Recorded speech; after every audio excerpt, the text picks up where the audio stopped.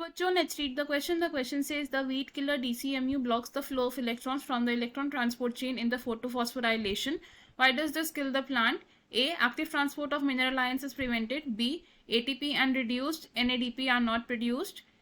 C. Photoactivation of chlorophyll cannot occur. D. Photolysis of water does not occur. Question में हमसे पूछा है कि DCMU क्या है, एक वीड किलर है, और DCMU क्या करता है, इलेक्ट्रॉन्स के फ्लो को ब्लॉक कर देता है in the electron transport chain of photophosphorylation. तो DCMU के एक्शन से प्लांट की डेथ कैसे हो जाती है, यानी कि प्लांट कैसे मर जाता है. हमें इसके लिए 4 ऑप्शंस दिए, हमें इन 4 ऑप्शंस में से करेक्ट ऑप्शन को चूज करना है. सबसे पहले बात करेंगे इस क्वेश्चन के की कॉन्सेप्ट की. तो इस क्वेश्चन में जो हमारा की कॉन्सेप्ट यूज हो रहा है that is action of DCMU. DCMU क्या है? DCMU होता है एक नॉन सिलेक्टिव हर्बिसाइड, और DCMU की फुल फॉर्म क्या है? It is dichlorophenyl dimethyl urea.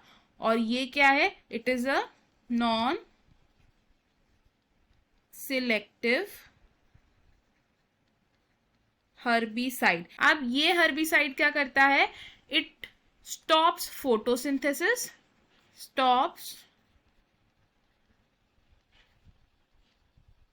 Photosynthesis की प्रोसेस को कैसे स्टॉप करता है? बिकॉज फोटोसिंथेसिस में जो हमारा फोटोफॉस्फोराइलेशन रिएक्शन होता है,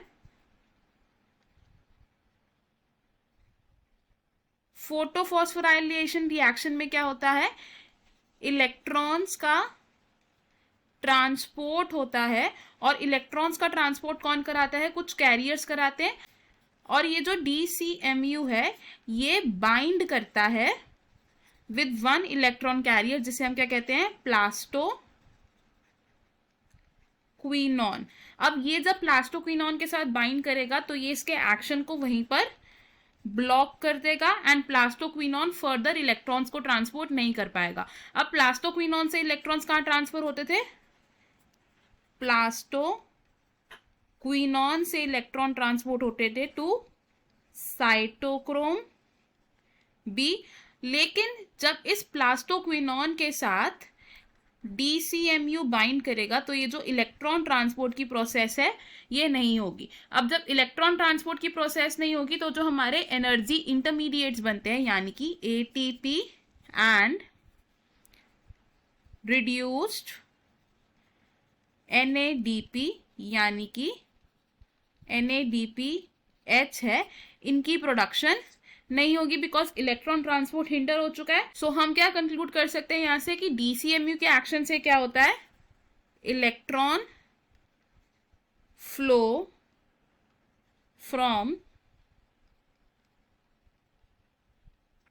फोटो सिस्टम 2 इज हिंडर्ड. अब फोटो सिस्टम 2 से जब इलेक्ट्रॉन ट्रांसपोर्ट हिंडर हो चुका है तो इलेक्ट्रॉन्स फर्दर ट्रांसपोर्ट नहीं होंगे, और इलेक्ट्रॉन्स की ट्रांसपोर्टेशन अगर नहीं होगी तो क्या होगा?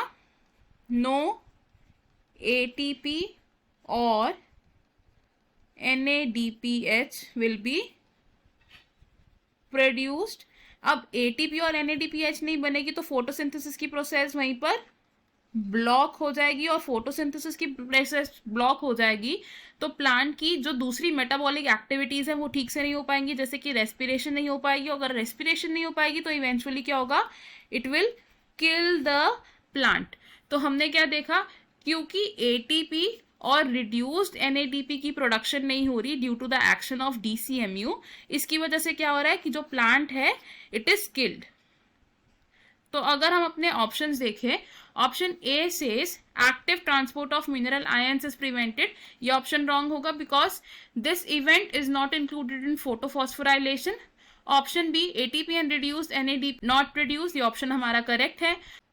ऑप्शन सी रॉन्ग होगा. इट सेज कि photo activation of chlorophyll can not occur. ये इवेंट होता है, एंड फोटो एक्टिवेशन में क्या होता है कि फोटो सिस्टम 2 का जो रिएक्शन सेंटर है उसमें से इलेक्ट्रॉन्स रिलीज होते हैं to the primary electron acceptor. अब उस प्राइमरी इलेक्ट्रॉन एक्सेप्टर से इलेक्ट्रॉन ट्रांसपोर्ट चेन में जब इलेक्ट्रॉन्स जाएंगे तो उनकी मूवमेंट हिंडर होगी। Option D photolysis of water does not occur भी ऑप्शन रॉन्ग होगा, बिकॉज इस प्रोसेस में फोटोलिसिस ऑफ वाटर होती है, तभी कंटिन्यूअस सप्लाई मिलता है फोटो सिस्टम 2 को ऑफ इलेक्ट्रॉन जिनकी फर्दर ट्रांसपोर्टेशन ब्लॉक हो जाती है ड्यू टू डीसीएमयू। तो इन दिस क्वेश्चन हमारा जो करेक्ट और फाइनल आंसर है it is option B. I hope you understood it. All the best. Thank you.